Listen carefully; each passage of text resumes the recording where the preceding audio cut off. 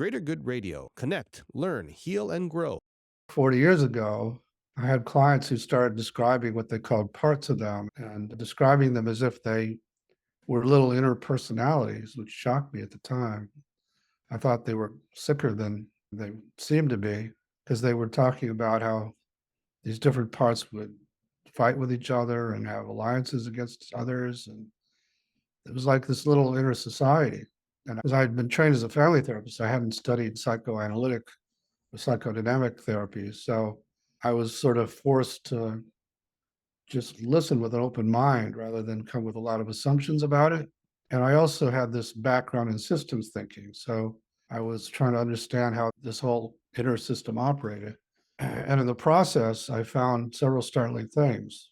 So the basic assumptions are that it's the natural state of the mind to be multiple, to have these parts, what I call parts, other systems call subpersonalities and things like that, and that they're all good. There are no bad parts.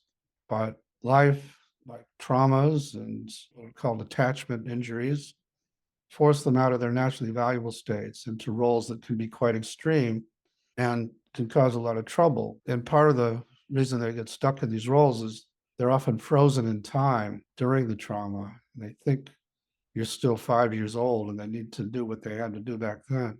And they also carry what I'm going to call burdens, which are extreme beliefs and emotions that came into your system during whatever the event was. And all that drives them like a virus to be in these extreme roles. And so that's parts. And as a systems guy, I was interested in if there were distinctions among them. And so we do have a kind of map that evolved, which involves some parts which before they were hurt, you would call these lovely inner children who give you all kinds of playfulness and creativity and openness and innocence. But after they get hurt, because they're the most sensitive parts of us, they now carry the burdens of worthlessness or terror or emotional pain and have the power to blend with us and overwhelm us with their feelings and bring us back into those times that they're stuck in. And so we reactively lock them away inside and try to stay away from them. So we call those parts the exiles.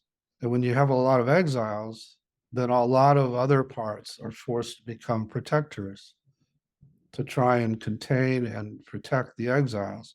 And some of them are forced into these, what we call manager roles, where they're trying to manage your life so that you don't get hurt again, or so you please everybody, or you take care of everybody, or you achieve a lot to counter the worthlessness, or you look good so you don't get rejected. So there are a lot of parts that get forced into those kind of egoic roles. And then despite their efforts, the exiles still get triggered, and that's a big emergency. So there's another set of parts who immediately go into action to deal with that emergency, and often will do it in an extreme way because they feel like they've got to get you away from those feelings right now. So they're impulsive and reactive, and they will try to get you higher than the pain or douse it with some substance or distract you till it burns itself out.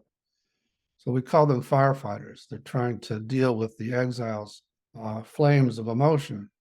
And so they're often reactive and impulsive. And so that's sort of the map to the territory. And as I was exploring all that and trying to, as a family therapist, help these parts get along better and listen to each other, I stumbled across the discovery that as I would do that, and I could get certain parts to separate from the person would show up in a totally different way and could actually begin to heal this inner system. It would manifest qualities like calm and compassion and confidence, good leadership qualities. And that flew in the face of what I'd been taught as a therapist to expect in people who had such trauma. But when that person was there and could actually begin to calm down their parts and work with them, I asked, what part of you is that? And clients would say, that's not a part like these others.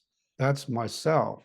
So I came to call that the self with a capital S. And now 40 years later, and thousands of people doing this now, we can safely say that self is in everybody, can't be damaged, and is just beneath the surface of these parts, such that when they open space, it pops out spontaneously, and it knows how to heal, both in the inner world and the outer world. And that's the big deal about IFS, that self exists and how to access it. That and that there are no bad parts, that even parts that have done heinous things, if you approach them from self, will share their secret history of how they got forced into their roles and the burdens they carry.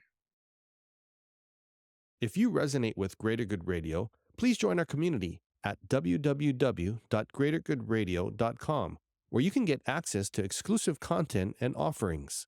Hope to see you soon.